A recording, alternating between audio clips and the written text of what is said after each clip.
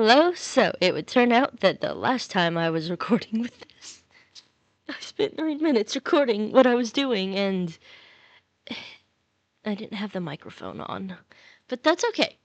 So the first thing I'm going to say is this thing over here is not super relevant to your question, but okay, it kind of is. This is relevant in that it will help you a lot if you learn about this, and it might be the thing that you want to use for your game. We'll see.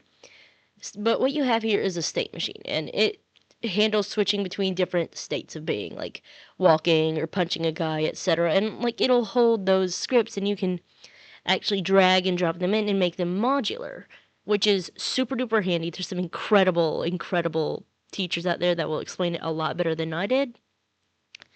And I'm not going to go into detail there because I don't fully understand them well yet, but I kind of get it. Okay, I get it, but not in like a way that it doesn't drive me a little crazy still. But they are going to be very important to you either way, and you should learn about them. But onwards to your actual question. So, today, everyone, we've had a friend ask how we can actually have like multiple types of attacks with our, with our resources. Because, whenever you have a resource, you tend to have, oh dear, copies of the thing. It tends to have a set of basic functions built into it. So how do you make that work? So what I did here was I made another remake of that thing, because my old one's on my old computer. It's similar to certain games that you probably can guess, but I'm not sure if I can mention them without copyright issues. I might be able to, but we're not going to risk that, huh? And they don't own it anyways. So, I guess you could just say turn-based combat. Okay, ignore my computer being silly. That's from a later explanation, but okay, we're just gonna real quick fix this thing. Okay, so one option would probably be to make a resource that holds the information for your different, like, attacks and attack names and things, and, that will help you a pretty good bit. There's the animator thing. This will handle actually playing animations to go with your attacks. But to basically answer your question, you have your soul container, and as you can see, you can access the different variables in there with soulcontainer.hp or dot whatever variables are in there. Like we have the HP variable. And you can do the same thing with functions. And whenever you make a function, you can put a variable into that. And this one took me a little while to understand for some reason. I don't know why. But, you can pretty much put anything in here. It doesn't have to be called exactly the same thing as what goes into the take damage function, which is a variable called damage. It'll just assume that it's supposed to be that, So you have damage 1 and damage 2, which are two separate variables here, which totally could go in your soul container, by the way. They don't have to be out here, but that'll just say how much damage the enemy takes. The animator handles animating all that. That sort of thing. We have a target to make it easy to access functions on the target. Because if you can make an add export variable for whatever your target is, which is in our case a sprite 3D because we made enemies out of sprite 3Ds, you can basically do any function on them that they already have. There are smarter ways to do this. This is how I've chosen to do it. I would advise being smarter than me. But it works under these circumstances. Okay, I should explain actually. So, some of the smarter ways to do this are, there are ways to look through your script and look for things named something specific, like all things named with this variable name, or things in a certain group, or that sort of thing, and you get the all children of the root node that are named after that.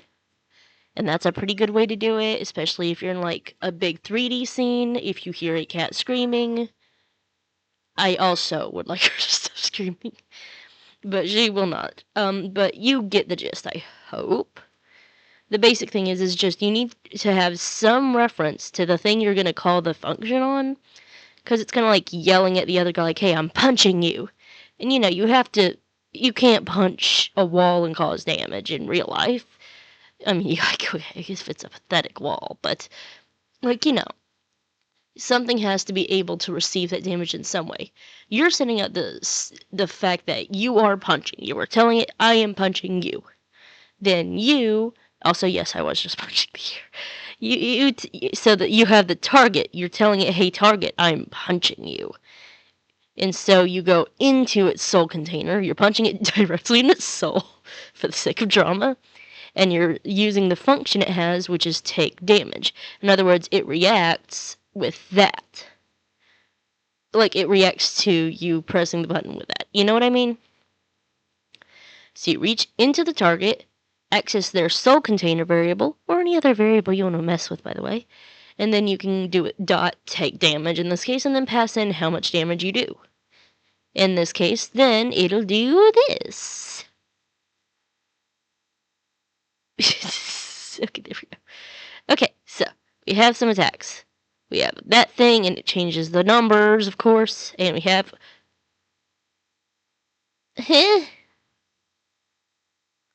we have a questionable programmer. Anyways, what it's supposed to do is let it punch and attack and stuff, but it's mad at me now. I don't really understand what I did wrong. It's decided I'm not very smart for some reason. I don't know. Or it's decided one of my variables is some other thing. Okay, I do kind of know what this issue is. So sometimes this happens. This is why I think sometimes people do this thingy. Hold on. Let me see if I can do it. Am I actually recording still? Testing. I think I accidentally clicked a button. Okay, I think I can. Oh, okay. Oh, I had it facing the wrong way. Okay, that's why it wasn't recording me. Sorry about that. Or it might have been. I can't tell. Anyways, look, I'm not a professional. I once bit into a raw onion just to see what would happen. You ain't looking at the smartest fork in the clock or whatever. You feel me? Anyways, you can do this and you can like int to tell it, hey, this is a number. Okay, so don't decide it's a string. Don't decide it's something else. Don't do something stupid to my numbers, please.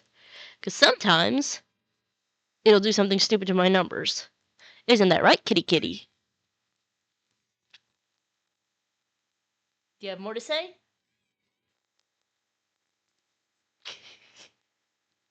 Okay, I don't know if you could hear that, but she is wandering around screaming and falling off of objects. Don't worry, this is her natural state of being.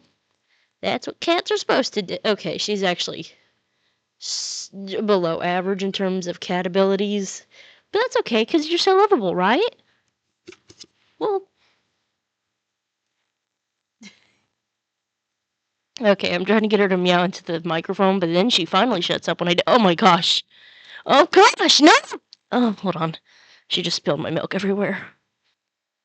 Okay, so now let's see if that fixed it.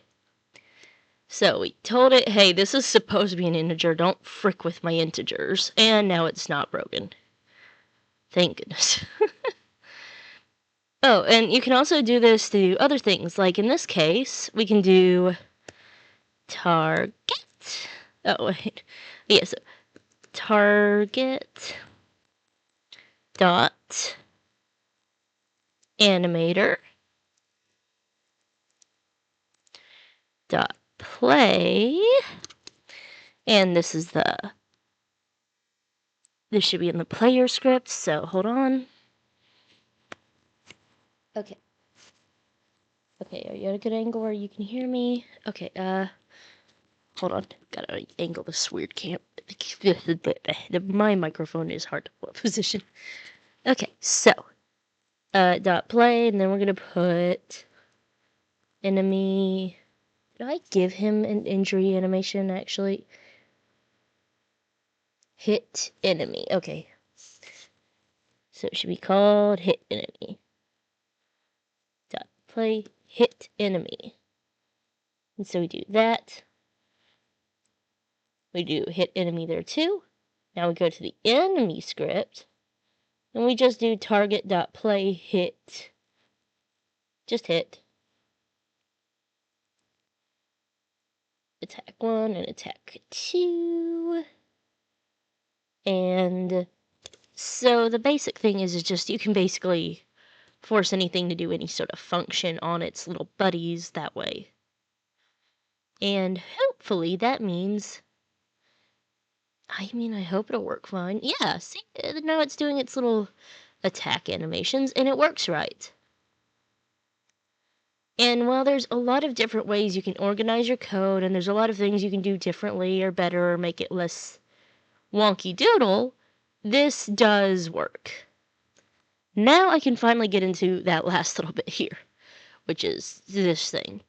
You could potentially store your functions in here for how you handle your, attacks and your attack information if you want to have a separate thing for that and just have it reference that, which would probably work just fine.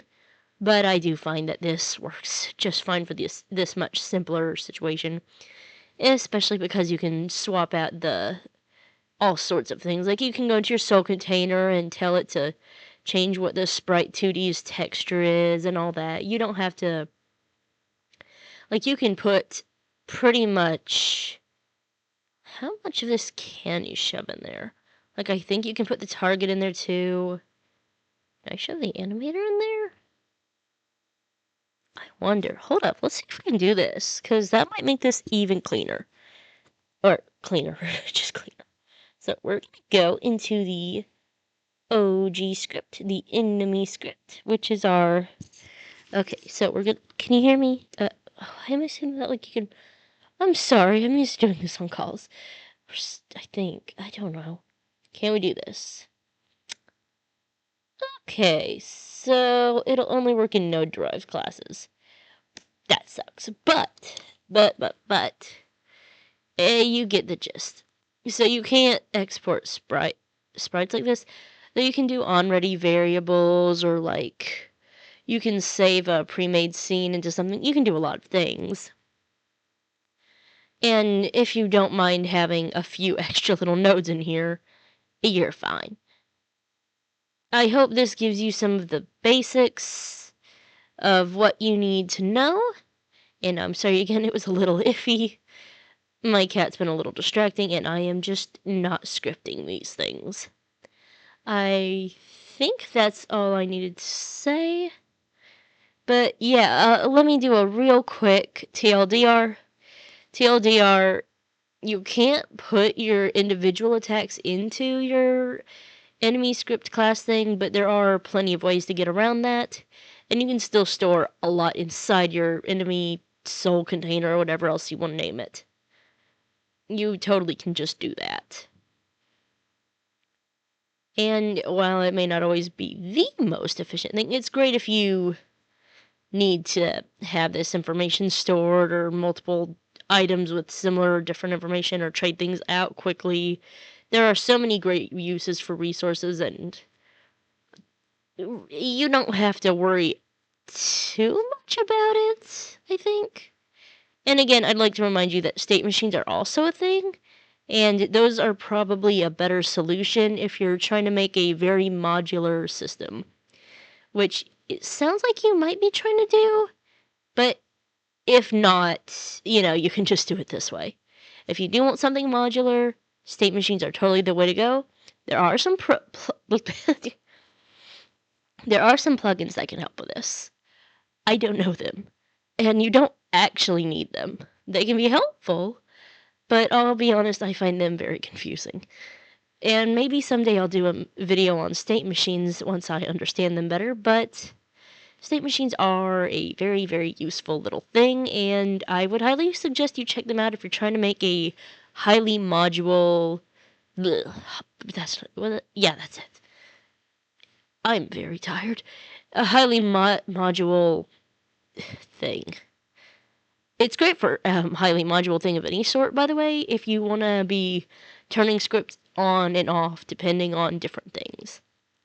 They're also really great if you're trying to make like AAA style combat or things like that. There's some great videos on that. State machines are so helpful. 2D, 3D, they work anywhere. And I think that's everything I needed to say, and I hope that was helpful. Thank you for watching, and sparkle on, my friends. Okay, yeah, that's not gonna be our sign off. I don't know. I don't know what that was. I'm sure. I thought that was like a thing YouTubers do, but I'm old. Okay, I don't even know what I'm doing. Bye.